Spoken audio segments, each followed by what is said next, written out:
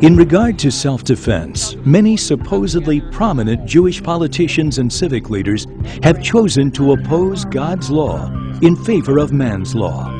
I think the first thing that we have to do is recognize where this gun control is coming from. We need to recognize the laws that are a problem, and we need to identify the people that are behind them. California Senator Dianne Feinstein opposes God's law. In a 60-minute interview on the topic of gun control, she said this: "If I could have gotten 51 votes in the Senate of the United States for an outright ban, picking up every one of them, Mr. and Mrs. America, turn them all in, I would have done it." Her statement contradicts her own actions, as she once had a concealed weapons permit to carry a handgun in California. New Jersey Senator Frank Lautenberg opposes God's law.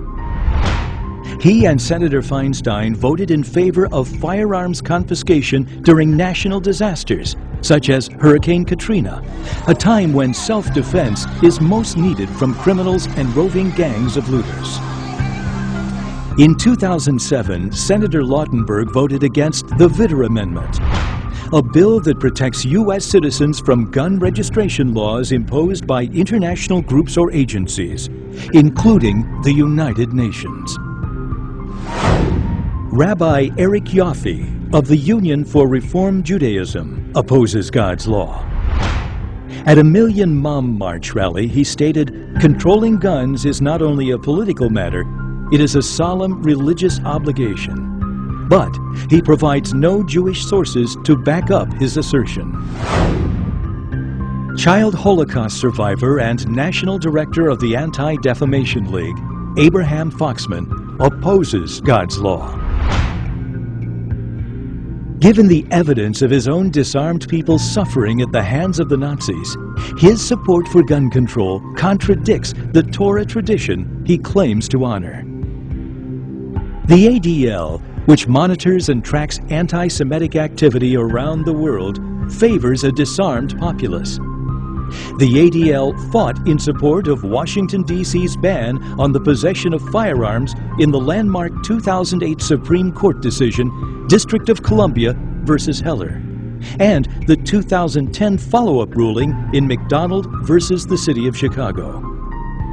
In those cases, the court upheld that the Second Amendment guarantees the individual right to keep and bear arms, and that right extends fully to state and local laws. The ADL argued against it. Contrary to Torah law, the ADL contends that states should retain the right to keep guns out of the hands of its citizens. Amazingly, the ADL supports a U.S. gun control law that was rooted in Nazi law, the Gun Control Act of 1968.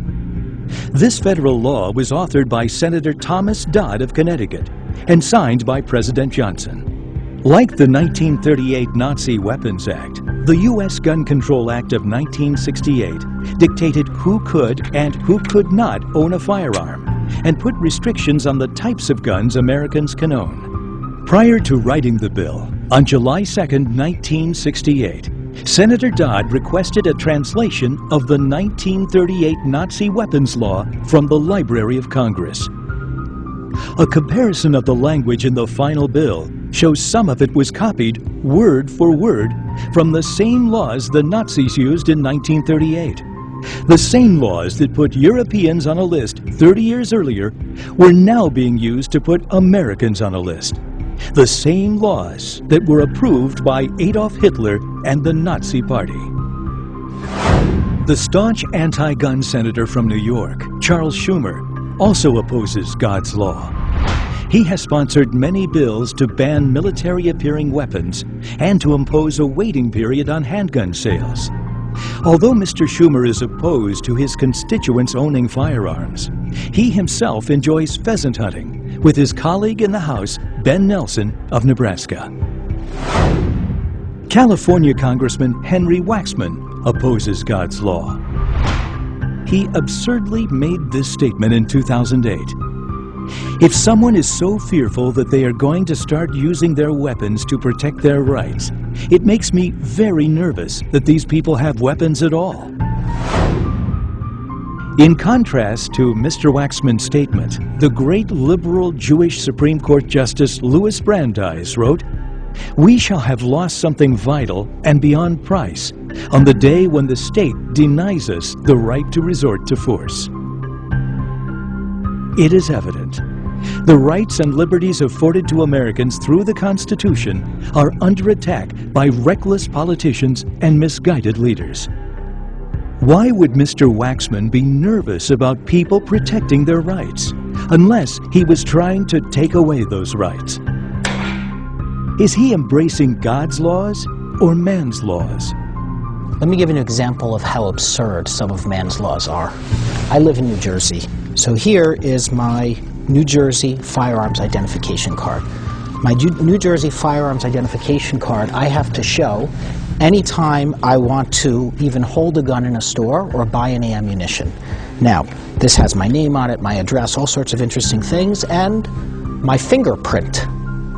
I don't get fingerprinted when I go to buy something, and no one exactly checks this for identification before selling me ammunition. What's the purpose of this? The purpose of this is to have my name on a list so that the state police know that I'm a gun owner. There's no other reason to do this. Why do they need to have such a list?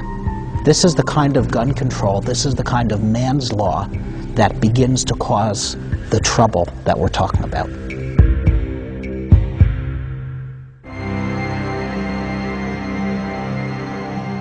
What seems impossible replays itself over and over again. Those who cannot learn from history are doomed to repeat it. Never again means vigilance. Is our generation keeping watch? Americans have to decide. They can repeat the past or work to eliminate those laws that destroy our rights. Well, we have a principle in Jewish law. The principle is dina de malchuta dina, which essentially means that you follow the law of the land. Now, following the law of the land has its limits. You don't follow the law of the land if it forces you to violate Torah law. So when you start talking about things like gun control here in the States, Torah law does not say go out and break the law. What it says is that's an unjust law. Go out and do everything you can to change it.